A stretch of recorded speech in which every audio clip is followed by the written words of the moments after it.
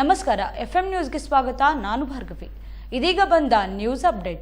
ಮೂಕಿಹಾಳದಲ್ಲಿ June 30ರಂದು ರೈತ ಸಂಘದಿಂದ ಪ್ರತಿಭಟನೆ ಹಮ್ಮಿಕೊಳ್ಳಲಾಗಿದೆ ಎಂದು ಸಂಘದ ಮುಖಂಡರು ತಿಳಿಸಿದರು. ತಾಳಿಕೋಟಿ ಜೂನ್ 26 ಮೂಕಿಹಾಳ ಗ್ರಾಮ ಪಂಚಾಯಿತಿ ವ್ಯಾಪ್ತಿಯ 7 ಗ್ರಾಮಗಳಲ್ಲಿ ತೀವ್ರವಾಗಿರುವ ಕುಡಿಯುವ ನೀರಿನ ಸಮಸ್ಯೆ, ಗ್ರಾಮ ಪಂಚಾಯಿತಿಯಿಂದ ಆವಾಸ್ ಯೋಜನೆಯಡಿ ಫಲಾನುಭವಿಗಳಿಗೆ ವಿತರಿಸಬೇಕಾದ ಮನೆಗಳ ವಿಳಂಬ ಹಾಗೂ ಫಸಲ್ ವಿಮಾ ಯೋಜನೆಯಡಿ ರೈತರಿಗೆ ಇನ್ನೂ ವಿಮಾ ಪರಿಹಾರ ದೊರೆಯದಿರುವುದನ್ನು ಖಂಡಿಸಿ ಜೂನ್ 30ರಂದು ಮೂಕಿಹಾಳ ಗ್ರಾಮದಲ್ಲಿ ಕರ್ನಾಟಕ ರಾಜ್ಯ ರೈತ ಸಂಘ ಹಾಗೂ ಹಸಿರು ಸೇನೆ ವತಿಯಿಂದ ಪ್ರತಿಭಟನೆ ಹಮ್ಮಿಕೊಳ್ಳಲಾಗಿದೆ ಎಂದು ಸಂಘದ ಮುಖಂಡರು ತಿಳಿಸಿದರು.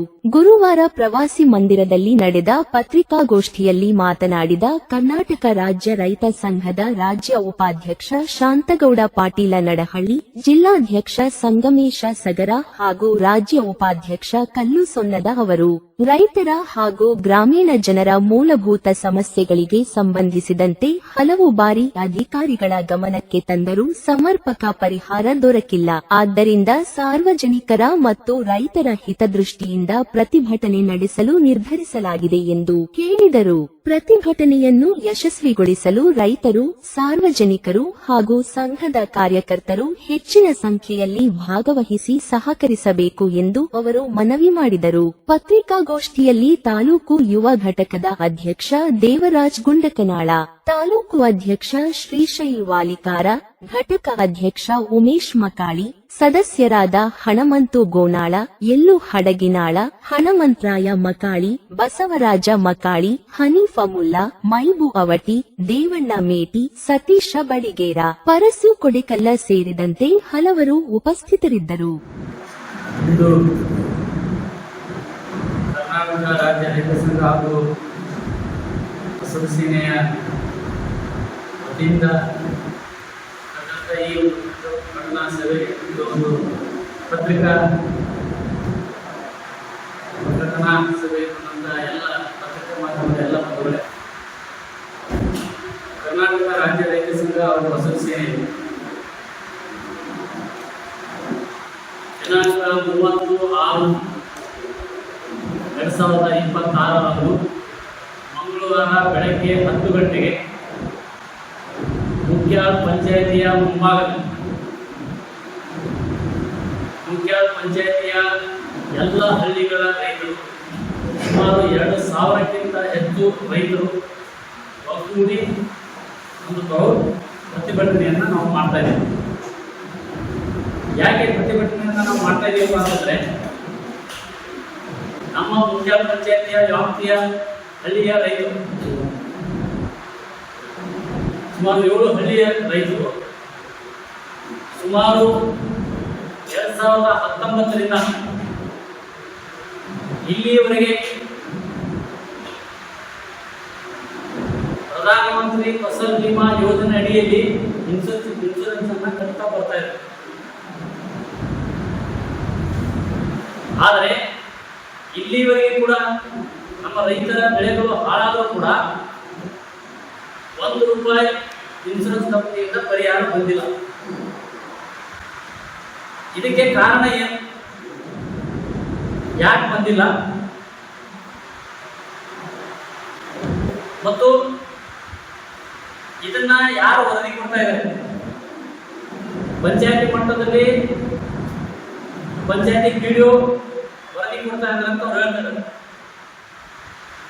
ಒಬ್ಬೊಬ್ಬ ಬೆಳೆಗೆ ಒಬ್ಬೊಬ್ಬರಿಗೆ ತಲಾಟೆ ಕೊಡ್ತಾರಂತೆ, ಇವರು ಪಂಚಾಯತ್ ಕೊಡ್ತಾರಂತೆ, ಕೃಷಿ ಇಲಾಖೆ ಕೊಡ್ತಾರಂತೆ.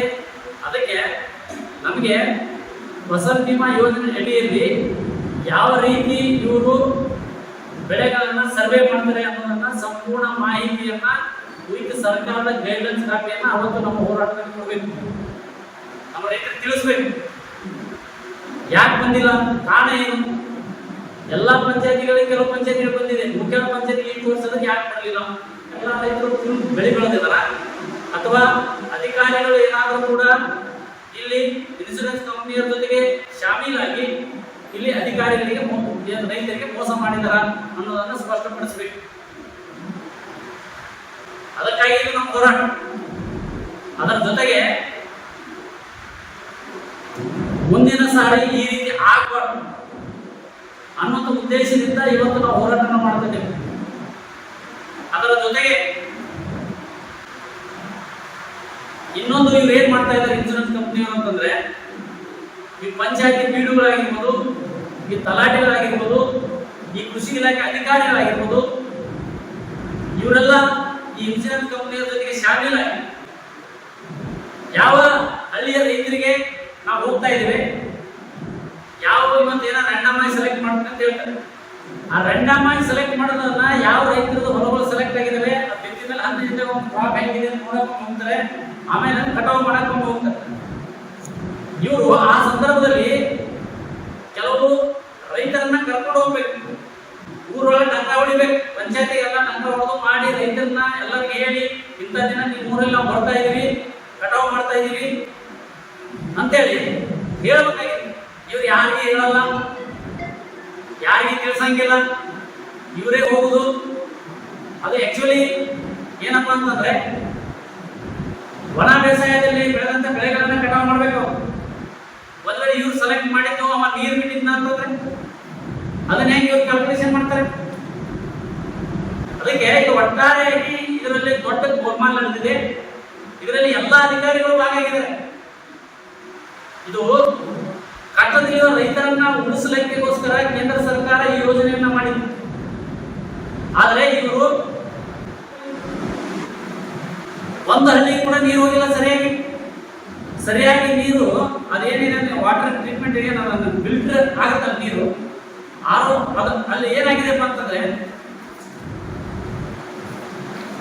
ವಾಟರ್ ಟ್ರೀಟ್ಮೆಂಟ್ ಪ್ಲಾಂಟ್ ಇಟ್ಟಿರ್ತೀವಿ, ಅದು ಒಟ್ಟಾಗಿ ಫಿಲ್ಟರ್ನೇ ಆಗ್ತಾ ಇಲ್ಲ. ಒಂದಿನ ಕೂಡ ಅಲ್ಲಿ ಸ್ಯಾಂಡ್ ಚೇಂಜ್ ಮಾಡಿಲ್ಲ, ಏನೂ ಇಲ್ಲ. ಅಲ್ಲಿ ಕೆರಿ ಮಾಡಿದ್ದಾರೆ, ಒಬ್ಬರಿಗೆ ಅಂತ ಕೆರಿ ಮಾಡಿದ್ದಾರೆ ನೋಡಿ. ಆ ಕೆರಿಗೆ ಏನಾಗಿದೆಪ್ಪ ಅಂದ್ರೆ ಸುತ್ತ ಫಿನಿಶಿಂಗೇ ಇಲ್ಲ. ಎಲ್ಲ ಊರು ದನಗಳೆಲ್ಲ ಬಂದು ಅದನ್ನ ಮುಕ್ಕೋತಾರೆ. ಈ ರೀತಿ ವ್ಯವಸ್ಥೆ ಇದೆ.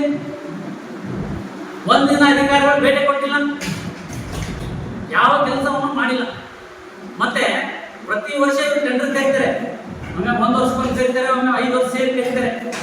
ಸುಮಾರು ಇವತ್ತು ಆ ಮಲ್ಟಿ ವಿಲೇಜ್ ಸ್ಕೀಮ್ ಅನ್ನ ಮೇಂಟೈನ್ ಮಾಡಲಿಕ್ಕೆ ಕೋಟ್ಯಾಂತರ ಹಣವನ್ನು ಖರ್ಚು ಮಾಡಿದ್ದಾರೆ. ಆದ್ರೆ ಯಾವ ಊರಿಗೆ ಕೂಡ ನೀರು ಬರ್ತಾ ಇದೆ. ನಾವು ಕೇಳ್ತಾ ಇರೋದು, ಆ ಮಲ್ಟಿ ವಿಲೇಜ್ ಸ್ಕೀಮ್ ಏನು ಫೇಲ್ ಆಗಿದೆಯೋ, ಮತ್ತೆ ನೀವು ಫೇಲ್ ಆದ್ರೆ ಕೋಟ್ಯಾಂತರ ರೊಕ್ಕ ಯಾಕೆ ಖರ್ಚು ಮಾಡಿದ್ರಿ? ಈಗ ಯಾವ ಹಳ್ಳಿಗಳಿಗೆ ನೀರ ಬರ್ತಾ ಇಲ್ಲ ಅಲ್ಲಿ ಕೇಳ್ತಾರೆ ಅಧಿಕಾರಿಗಳು, ಹೇಳಿದ್ರು ಇಲ್ರಿ ಅದು ನೀರ ಫಿಲ್ಟರ್ ಆಗ್ತಾ ಇಲ್ಲ ಅಂತ ಹೇಳ್ತಾರೆ. ನಾವು ಕೇಳ್ತಾ ಇದ್ವಿ, ನೀರು ಫಿಲ್ಟರ್ ಆಗ್ತಾ ಇದ್ರೆ, ಆ ನೀರು ಸರಿಯಾಗಿ ಸಪ್ಲೈ ಆಗ್ತಾ ಇದ್ರೆ ನೀವು ಯಾಕೆ ಅದಕ್ಕೆ ಕೋಟಿ ಹಣ ಟೆಂಡರ್ ತರೋದು ಯಾಕೆ ಖರ್ಚು ಮಾಡಿದ್ರಿ? ಹೇಳ್ಬೇಕಲ್ಲ ನಮ್ಗೆ. ಇವತ್ತು ಅಧಿಕಾರಿಗಳು ಕುತ್ತಿಗೆ ಕೊಯ್ಯುವಂತ ಕೆಲಸವನ್ನ ಮಾಡ್ತಾ ಇದ್ದಾರೆ. ಇದರ ಬಗ್ಗೆ ಯಾವುದೇ ಶಾಸಕರಾಗಲಿ, ಯಾವ ಜನಪ್ರತಿನಿಧಿಗಾಗಲಿ ಒಂದು ತುಟಿ ಬಿಟ್ಟಕ್ಕಂತ ಇಲ್ಲ. ಕಾರಣ ಏನು? ನೀವೇನಾದ್ರೂ ಕೂಡ ಇದರಲ್ಲಿ ಶಾಮೀಲಾಗಿದ್ದೀರಾ? ಅದನ್ನ ನಮ್ಗೆ ತಿಳಿಸ್ಬೇಕು. ಅದಕ್ಕೆ ಒಟ್ಟು 5 ವರ್ಷದಲ್ಲಿ ನೀವು ಯಾವ್ಯಾವ ಅಧಿಕಾರಿಗಳು ಏನೇನು ಮುಖ್ಯ ಪಂಚಾಯತಿಯಿಂದ ವರದಿ ಕೊಟ್ಟಿದ್ರಲ್ಲ, ಆ ಎಲ್ಲ ಸಂಪೂರ್ಣ ವರದಿಯನ್ನ ನಮ್ಗೆ ಕೊಡಬೇಕು. ಹೋರಾಟದಲ್ಲಿ ನಾವು ನೋಡ್ತೀವಿ, ನೀವು ಉತ್ತಮ ಅಂತ ಕಳಿಸಿದ್ರು, ಅವ್ರು ಕೇಳಿದ್ರೆ ಏನ್ ಹೇಳ್ತಾರೆ, ಇಲ್ರಿ ನಾವು ಏನು ಬೆಳೆದಿಲ್ಲ ಅಂತ ಕಳಿಸಿದ್ವಿ, ನಾವೆಲ್ಲ ಕರೆಕ್ಟ್ ಆಗಿ ಕಳಿಸಿದ್ವಿ, ಅದು ಬಂದಿಲ್ಲ. ಅದೇ ಯಾಕೆ ಬಂದಿಲ್ಲಲ್ಲ? ನೀವು ಬಾಯಿಲೆ ಹೇಳಿದ್ರಲ್ಲ, ನೀವು ಏನು ವರದಿ ಕೊಟ್ಟಿದ್ದೀರಲ್ಲ, ನೀವು ಸಹಿ ಮಾಡಿ ಏನು ಸರ್ಕಾರ ವರದಿ ಕೊಟ್ಟಿದ್ರಿ ಇನ್ಶೂರೆನ್ಸ್ ಕಂಪ್ನಿಗೆ, ಅದು ನಮ್ಗೆ ಬೇಕು. 2019ರಿಂದ ಇಲ್ಲಿವರೆಗೆ ಏನೇನು ವರದಿ ಕೊಟ್ಟಿದ್ರಲ್ಲ ಎಲ್ಲ ವರದಿಯನ್ನು ಒಳಗೊಂಡಂತ ವಿವರವಾದ ವರದಿ ನಮ್ಮ ಮಾಹಿತಿ ನಮ್ಗೆ ಕೊಡ್ಬೇಕು. ಇದು ಒಂದನೇದು. ಎರಡನೇದು ಏನಪ್ಪಾ ಅಂತಂದ್ರೆ, ಈಗಾಗಲೇ ಸ್ವತಂತ್ರ ಬಂದು ಸುಮಾರು 75 ವರ್ಷಗಳು ಕಳೆದು ಹೋಗಿವೆ.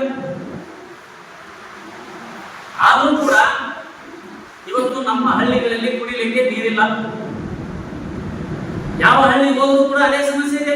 ಮುಖ್ಯ ಪಂಚಾಯತ್ ಹೋದ್ರೆ ಅಲ್ಲೆಲ್ಲ ಫ್ಲೋರೈಡ್ ಇಟ್ಟ ನೀರಿದೆ. ಇವತ್ತು ಅನೇಕ ಜನ ಹಿರಿಯರಿಗೆ ಅಂತ ಅಡ್ಡಾಡಕ್ ಆಗ್ತಾ ಇಲ್ಲ, ಎಲ್ಲ ಕಾಲಲ್ಲಿ ನಿಲ್ಕೊಂಡ್ಬಿಟ್ಟಿದ್ದೇವೆ. ವಾಂತಿ, ಬೇದಿ, ಸಣ್ಣ ಮಕ್ಕಳ ಆರೋಗ್ಯದ ಮೇಲೆ ಪರಿಣಾಮ ಬೀರ್ತಾ ಇದೆ. ಹೀಗಾಗಿ ಇವತ್ತು ಬೇಸತ್ತು ಇವತ್ತು ಹರನಾಗಿರ್ಬೋದು, ಗಲ್ಲೇನಾಗಿರ್ಬೋದು, ಅಡಿನಾಗಿರ್ಬೋದು, ಎಲ್ಲ ನೀರು ಎತ್ಕೊಂಡ್ಬರ್ತ ತಾಳಿ ಕೊಟ್ಟು ಅಲ್ಲಿ ಇಲ್ಲಿ ಬಂದು ನೀರು ತುಂಬಿಕೊಂಡು ಹೋಗಿ ನೀರು ಕುಡಿಯುವಂತ ಪರಿಸ್ಥಿತಿ ಇವತ್ತು ಬಂದಿದೆ. ಈಗಾಗಲೇ ಮುಖ್ಯ ಪಂಚಾಯಿತಿಯಲ್ಲಿ ಬಹುಹಳ್ಳಿಗಳ ಕುಡಿಯುವ ನೀರಿನ ಯೋಜನೆ ಅಂತ ಮಾಡಿದ್ದಾರೆ, ಮಲ್ಟಿ ವಿಲೇಜ್ ಸ್ಕೀಮ್ ಅಂತ.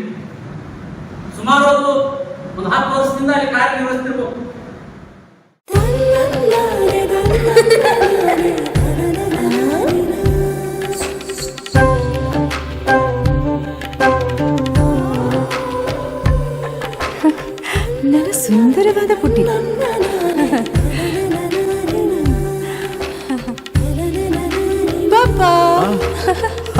ಬಾಮ. ಇದು ಹಲ್ದಿಗಲ್ವೇ? ಇದು ಮೆಹಂದಿ. ಇದು ಅದು ರಿಸೆಪ್ಷನ್ಗೆ.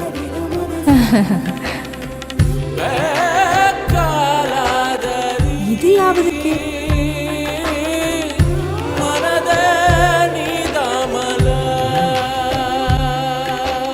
For me? Sultan Diamonds and Gold. Your life, your moments. Treasure the golden moments of your life.